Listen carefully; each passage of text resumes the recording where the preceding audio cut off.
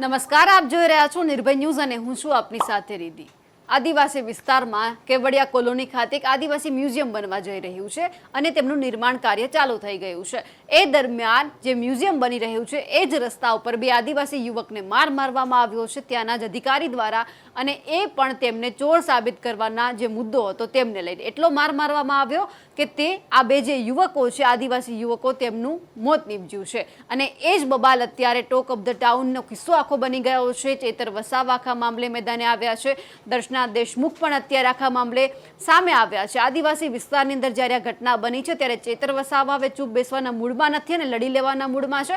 અનેક તેમણે ગંભીર આક્ષેપો લગાવ્યા છે કેમ આદિવાસી યુવકોને માર મારવામાં આવ્યા છે। અધિકારી એવું કહી રહ્યા છે કે જે આ બે યુવક છે તે ચોર હતા, પરંતુ ક્યાંય જ એમનો પુરાવો નથી કે આ બંને ચોર છે અને જેમના થકી તેમને માર મારવામાં આવ્યા છે। ચેતર વસાવાએ ખુલીને જવાબ આપ્યો છે અને તે અત્યારે જે આ બંને યુવક છે તેમના પરિવાર પાસે છે, તેમને સાંત્વના આપવા માટે ખડે પગે તેમની પાસે ઊભા છે। પીએમ રૂમ છે ત્યાં પણ ચેતર વસાવા પહોંચ્યા હતા।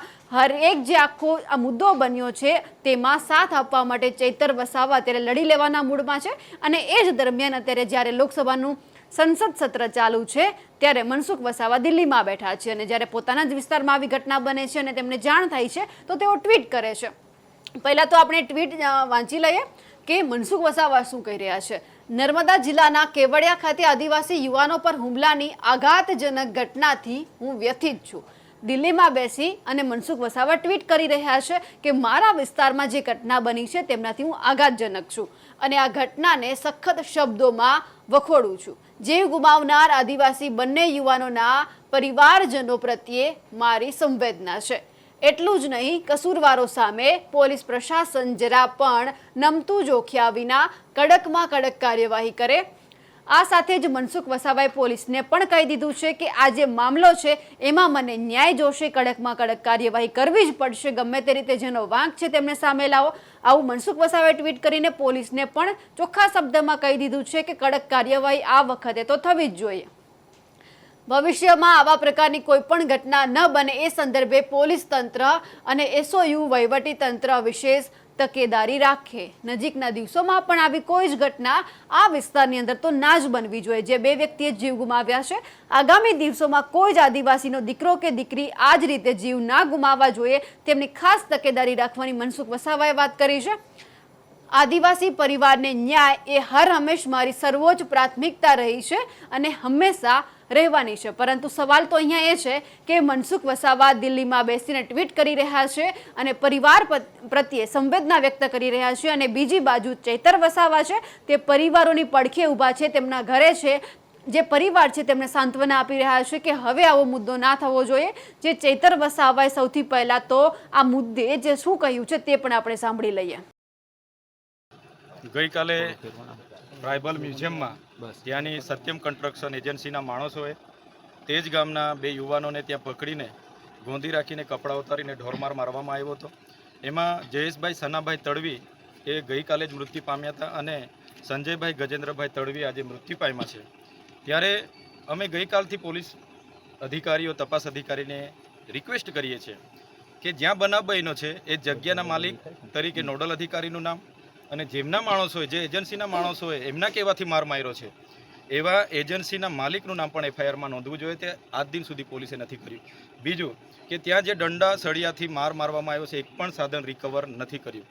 ત્યારે અમારી ઉગ્ર રજૂઆત એમણે કરી છે કે તાત્કાલિક ધોરણે એમનું નામ એડ કરવામાં આવે અને જે નર્મદા એસપી પ્રશાંત સુંબેજી દ્વારા એ લોકો ત્યાં ચોરી કરવા માટે ગયા હતા એવું સ્ટેટમેન્ટ આપવામાં આવ્યું છે।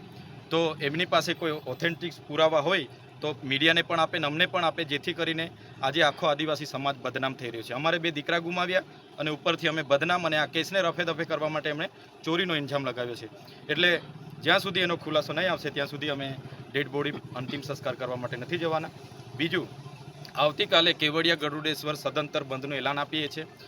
5 દિવસ પછી તારીખ 12 ઓગસ્ટ મંગળવારના રોજ એમને શ્રદ્ધાંજલિનો કાર્યક્રમ અમે કેવડિયામાં રાખીશું અને સત્તા મંડળને એવી રજૂઆત કરીશું કે એમના તાબા હેઠળની આવી જેટલી પણ બહારની એજન્સીઓ છે, એમના બહારના લોકો હોય એમને અમને યાદી આપે અને જે પણ લોકો આ રીતના કૃત્ય કરતા હોય, શોષણ થયું હોય એ બાબતને લઈને ઉગ્ર રજૂઆત પણ મંગળવારના રોજ અમે કરીશું. આજે જૂની સિવિલ હોસ્પિટલ ખાતે ઘર્ષણ શું કામ સર્જાયું પોલીસ અને ચેતરભાઈ વચ્ચે?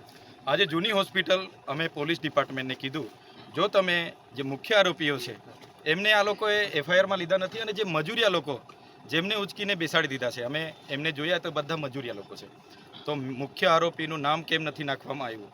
અગર નથી નાખતા તો અમારી ડેડ બોડી અમને આપી દો, અમે એનો ન્યાય અમારી રીતે મેળવી લઈશું. અમે ડેડ બોડી લઈને એસપી કચેરી જવાના હતા, પણ પોલીસ અમને અટકાવી રહી છે, એટલા માટે એમની સાથે થોડું ઘર્ષણ થયું છે, અને જબરજસ્તીથી કોઈની પણ સંમતિ વગર પીએમ કરવામાં આવી રહેલું છે, અને આને જેમ બને તેમ જલ્દી નિકાલ કરીને પતાવવાની વાત છે. પણ અમારો વિસ્તાર, અમારા લોકોને, અમારી જમીનો પર અમારા લોકોને જ્યારે આવી રીતના મારી નાખવામાં આવે તો આદિવાસી નેતા તરીકે અમે પણ શરમ અનુભવીએ છીએ.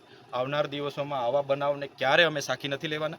આવા બનાવ ફરી નહીં બને એની તકેદારી પોલીસ, અહીંનું વહીવટી તંત્ર રાખે, નહીં તો આવનાર દિવસોમાં અમે રોડ પર ઉતરીશું. ત્યારે અહીંયા આગળ અમારી સામે ઊભું નહીં રહેશે. એમનું આવનારા દિવસોમાં જે પણ થશે અમે લડી લઈશું. આવતીકાલે વિશ્વ આદિવાસી દિવસ શું રહેશે કાર્યક્રમ? કેવડિયામાં વિશ્વ આદિવાસી દિવસ અમે મનાવવાનું રદ કર્યું છે, અને આક્રોશ દિવસ તરીકે આવતીકાલે મનાવીશું. ને આજે આદિવાસી દિવસ છે. વિશ્વ આદિવાસી દિવસની ઉજવણી આદિવાસી વિસ્તારમાં કરવામાં આવવાની હોય છે. દર વર્ષે આ જ દિવસે વિશ્વ આદિવાસી દિવસ ઉજવાય છે, પરંતુ જ્યારે આદિવાસી વિસ્તારની અંદર આ ઘટના બની છે ત્યારે કેવડિયા બંધ રાખવાનું પણ ચેતર વસાવાએ એલાન કર્યું છે, કારણ કે આદિવાસી માટે આ સૌથી મોટો દિવસ હોય છે.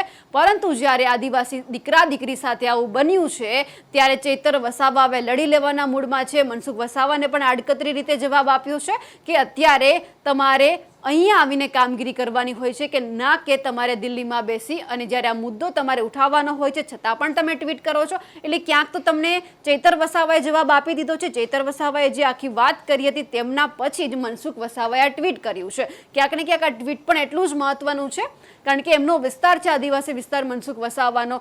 સતત 8મી વખત એમને સાંસદ બનાવવામાં આવ્યા છે, તેમ છતાં જો આદિવાસી વિસ્તારમાં આવી ઘટના બને તો મનસુખ વસાવા માટે પણ શરમજનક કહેવાય. મનસુખ વસાવા માટે આ ઘટના ઉપર ભાર આપવું એટલા માટે જરૂરી છે કારણ કે આ જ વિસ્તારના લોકોએ તેમને 7મી વખત સાંસદ બનાવ્યા છે. 6 વખત ટિકિટ આપી, 7મી વખત પણ ટિકિટ આપીને મનસુખ વસાવા જીતી ગયા. પરંતુ જો હવે આવી જ ઘટના દિવસે ને દિવસે બનતી રહેશે તો આગામી દિવસોની અંદર મનસુખ વસાવા સાથે શું થવાનું છે એ તો કોઈને જ ખબર નથી, કારણ કે મુદ્દો તો ઉઠાવવો જરૂરી છે. અત્યારે રાજકારણ ખૂબ જ ગરમાયેલું છે. ચેતર વસાવા હોય, મનસુખ વસાવા હોય કે પછી દર્શના દેશમુખ હોય, બધા જ અત્યારે મેદાને આવ્યા છે. આ બે યુવકો છે તેમને ન્યાય અપાવવા માટે, જે અધિકારીનો વાંક છે તેમને સજા અપાવવા માટે, અને બધા જ કહી રહ્યા છે કે પોલીસ આ વખતે આમાં કડકમાં કડક કાર્યવાહી કરશે. ફરી એક વખત આપણે મનસુખ વસાવાનું ટ્વીટ એ વાંચી લઈએ કે મનસુખ વસાવાએ આ વખતે પહેલી વખત તેમણે પોતાના આદિવાસી વિસ્તાર માટે એક સારો અવાજ ઉઠાવ્યો છે, પોલીસને સવાલ કર્યા છે. પરંતુ મનસુખભાઈ, તમારે પોલીસને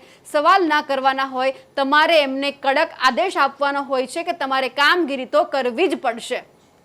નર્મદા જિલ્લાના કેવડિયા ખાતે આદિવાસી યુવાનો પર હુમલાની આઘાતજનક જે ઘટના બની છે તેમનાથી હું પણ વ્યથિત છું, અને આ ઘટનાને સખત શબ્દોમાં વખોડું છું. જીવ ગુમાવનાર આદિવાસી બંને યુવાનોના પરિવારજનો પ્રત્યે મારી સંવેદના છે. એટલું જ નહીં, કસૂરવારો સામે પોલીસ પ્રશાસન જરા પણ નમતું જોખ્યા વિના કડકમાં કડક કાર્યવાહી કરે તેમને ભલામણ કરી રહ્યા છે. સાહેબ, ભલામણ ના હોય, તમારે સૂચન જ કરવાનું છે કે આમાં આ વખતે ન્યાય તો જોશે જ. ભવિષ્યમાં આવા પ્રકારની કોઈ પણ ઘટના ન બને એ સંદર્ભે પોલીસ તંત્ર અને એસઓયુ વહીવટી તંત્ર વિશેષ તકેદારી રાખે. તકેદારી રાખવાની નહીં, તમારે હવે નિર્ણય લેવો પડશે. જે અધિકારી છે, જેમનો વાંક છે, તેમને તમારે સજા અપાવવી જ પડશે. આદિવાસી પરિવારને ન્યાય હંમેશ મારી સર્વોચ્ચ પ્રાથમિકતા રહી છે અને હંમેશને માટે રહેવાની છે. પરંતુ ચેતર વસાવા ત્યારે ઓન ગ્રાઉન્ડ છે, પરિવારોની પડખે ઊભા છે, ત્યારે મનસુખ વસાવાએ પણ આ જ પરિવારની પડખે ઊભા રહી અને તેમને સાંત્વના આપવાની જરૂર છે. અને સાંત્વનાની જગ્યાએ જેમનો વાંક છે, જેમના થકી આ બે યુવાનો મૃત્યુ પામ્યા છે, તેમને કડકમાં કડક સજા કરવી પણ એટલી જ જરૂરી છે. અમારા અહેવાલ વિશે આપનું શું કહેવું છે? અને સાથે ચેતર વસાવાએ જે આરોપ લગાવ્યા છે, મનસુખ વસાવાએ ટ્વીટ કર્યું છે, તેમને લઈને પણ અમને કમેન્ટ બોક્સમાં ચોક્કસથી જણાવજો. સાથે જ નિર્ભય ન્યૂઝને લાઇક, શેર અને સબસ્ક્રાઇબ કરવાનું ભૂલશો નહીં. નમસ્કાર.